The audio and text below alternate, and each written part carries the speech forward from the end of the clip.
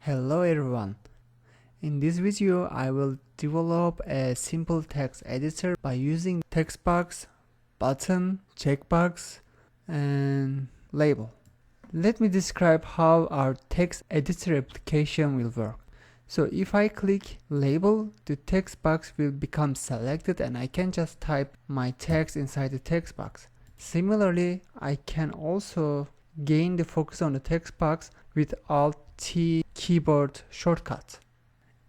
Let me put some simple text to the text editor, and if I click single line, my text box will switch to single line text mode and it will preserve only the first 5 characters of the text entered into the text box. And if I click multiline, it will switch back to the multiline text mode and it will recover the original text that I entered. And if I click clear, it will clear all the text, so I will put the text back.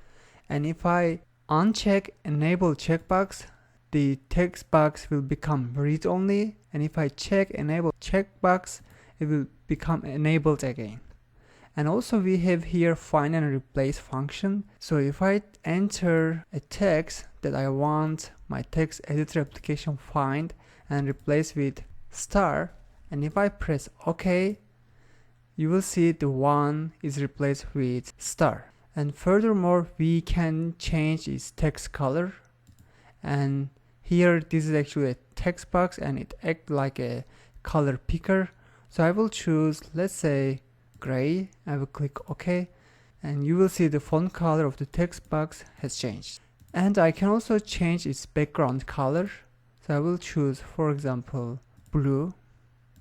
You will see the background color has also changed. So this is all about the simple text editor. Let's start implementing this in Visual Studio. So in Visual Studio I have my application created and I also have one web form inside this application which is called default.aspx and which is open in my text editor. So in our interface, first we will have a header with h2 tag. So let's first add our header. To do that, I will use actually the HTML markup, and inside the div I will add my h2 tags, and inside the tags I will drag and drop a label. And I will change the ID of this label to header, and I will change its text to simple text editor. So now we have our header in our web form. Next, I will need to add a table with 1, 2, 3, 4 rows. So to do that, I will click on the design mode just under the header, and you will see that table will appear in the menu. And I will click table and choose insert table, and I want 4 rows and 1 column. I want the width to be, let's say, 50. And here is our table with 4 rows. And you can also check markup, there are 4 rows. So let's start with building the first row. In the first row there will be a just text box. So I will drag and drop a text box to my web form. And here is the properties and its values that I need for my text box. So first, its ID is going to be txt_editor, and I have something called access key equals to T. This will let me gain focus inside the text box by using Alt-T shortcut key combination. So if I type another letter, let's say K, then I would use Alt-K to gain focus in the text editor. So I will keep T, and I want my text box initially multiline, and I set its width in terms of 50 characters by using its columns property, and I want it to be 10 rows height. Before we move to the second row, I want to do one little thing about our label. You may remember that when label is clicked, the text box should have the focus. So to do that, I need to associate this label with our text box. And I use associated control ID for this purpose. And inside this property, I provide the ID of the text box. So after this setting, whenever I click label, the text box should gain the focus, and also whenever I press Alt T, again the text box should gain the focus. That means the cursor should be highlighted inside the text box. So next, in the second row, we have 3 buttons and 1 checkbox. So let me place these controls inside the second row. So I place my cursor inside the second row, and I will double click button 3 times. So 1, 2, 3. And I will also add a checkbox. I will double click on checkbox, which will add the checkbox next to the button. Now I need to customize these buttons properly. And here are their IDs and their initial text. Please note that checkbox will be initially selected because we set its checked property to true. This makes sense because we want our text box initially enabled. So now it's time to write the event handlers for these controls. So first I will double click on single line button, which will create this click event handler. I will add first these 2 lines to make my text box a single line text box, and I also want it to allow users enter maximum 5 characters. So far I use its text mode property and the max length property. And what I do next is I store the available text inside my text editor into a new string variable called myText. And I check if the length of my text is bigger than 5. In other words, if the text box contains a text that is longer than 5 characters. So if this is the case, I store the original text to view state by using original text key. So you can use view state to store some value or data by using a specific key. I used original text key. Later I can access this value by using the same key inside the view state. And next, by using substring method on my text variable, I cut off the text after the 5th character. In other words, I create a substring by using the first 5 characters. That means starting from 0 to the 5. And I put this substring to our text editor. So at this point, if you want, you can go ahead and check your application and it should work fine. So next, we need to write some code for multi-line click event handler. So I will first double click on multi-line and it will create its click event handler. And here is my initial code. First, I switch the text box to a multi-line text mode and I set its width in terms of characters by using columns property. So it's gonna be in 50 characters width and it's gonna be 10 rows height. And I also set its wrap property to true. That means it will wrap the text inside the text box.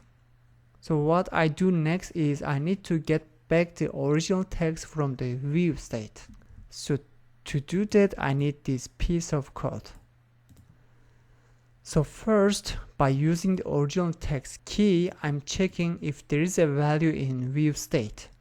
And to do that, I use not equal to null condition. So that means there is some value stored in view state with this original text string key. And then I put that value inside a new variable which is called original text, and I display this text inside our text editor by using its text property. So that's the all code we need for multi-line click event handler. If you want, you can go ahead and test your application and it should work fine. And next is our clear button. So I will double click, which will create its click event handler. And here I need very simple piece of code, which is going to be make its text property an empty string. So this will clear all the text inside our text editor. Now we need to write some code for enable checkbox. So first I want my enable checkbox function like a button. I want it, in other words, I want it to create a postback event. To do that, I need to use auto postback property. And if I set this property to true, that means whenever the checkbox is checked or unchecked, a postback event will be created for the server to process. And if I double click on checkbox, it will create this check change event handler. Whenever a postback event is created by this checkbox, this event handler will be processed in the server side. And this is the only code that we need for this event handler. What this code does is it reads the status of the checkbox, whether it's checked or not, which is going to be true or false, and it uses this information to change its enabled property. So if it is checked, which will return true and will make our text editor enabled. If it is unchecked, this check property will return false, and which will make our text editor disabled. And please go ahead and check your application, it should work fine. So far we've finished these first two rows, and now let's create the third row. So in our third row we have some text and then text box, again some text and text box and button. So I will add two text boxes and one button initially. While the cursor is in the third row, I will double click on text box twice, which will add two text boxes, and I will also add a button. And before this text box, I will add a find text, and before this text box I will just type find, and before the second text box I will type replace. And after this I need to configure these text boxes and this button. And here is how they should look like initially. So the first text box has txt find ID, second one has txt replace ID, and button has btn replace ID, and our button also has the OK text. So to make this find and replace function work, I need to write some code for the click event handler of the OK button. So I will double click it, and its click event handler will be created. And I will first create three variables to store the text contained in each text boxes. So first I have content variable, which is gonna store the text inside the text editor. So these are main text. And we have our find variable, which stores the text answer to txt find, and replace, which will keep the text stored in the txt replace text box. And what I'm gonna do next is I'm gonna use replace method on content variable, which will create a new string after this replace operation, and we will store this new string inside the text editor. It is actually easy to use this replace method. If I delete the parentheses and put parentheses again, you will see there are two parameter that replace method accepts. Which one is the old character? So we provide find because we want to replace this old character, and you provide a new character which is going to be replace text. So we want to use this replace value to replace with the matching text based on the find value. And then after this replacement, it will create a new string, this replace method, and then we put this new string inside our text editor by using its text property. So that's all we need for the replace function. You can go ahead and check your application and it should work fine. And the last thing we need to implement is this changing text color and background color of the text editor. So for this we need to add actually 2 text boxes and some text. So I will place a cursor inside the 4th row and I will double click text box twice, and before the first text box I will type text color, and for the second one I will type background color. And now I need to change some properties of the text box. So here are the configurations for the text boxes. So first we change its text mode property to color because we want our text box behave like a color picker. You may remember that we set text mode to single line and multi-line in the previous code to make it a single line or multi-line text box. But here we will change it to color because we want our text box behave like a color picker. And we set its text to this hexadecimal value because we want our text color initially black. This hexadecimal value means black. And we set its auto postback property to true because whenever the user changes a different color, which will be interpreted like the text of the text box change and raising a postback event in the server. So that means we want our text box behave like a button causing some postback event whenever the text it contains changes. So to do that we need to set its auto postback property to true. And the same configurations for the background color text box, except its text is set to a different hexadecimal code which is white. So next I need to create the event handler for these 2 text boxes. The event handlers are going to be text change event handler. So I create this event handler first for the text color, and I will do the same for the background color. And here is the event handler for the background color. So let's start writing the code for these 2 event handlers. So first I read the text inside the text color text box to a new string variable called text color. Next, by using this namespace, I access the from name property which will convert this textual information to a color, and this color will be assigned to the forecolor of the text editor. So if you directly assign this text color string variable as the forecolor here, you will receive an error. It won't work.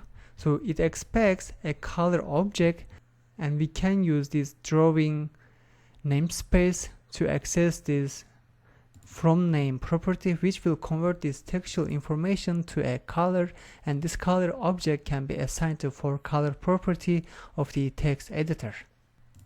And we will have approximately the same code for the background color.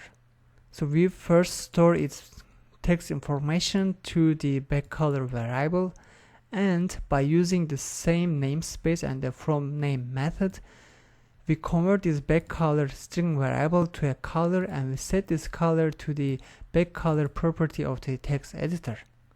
And with this code we actually finished the implementation of this simple text editor.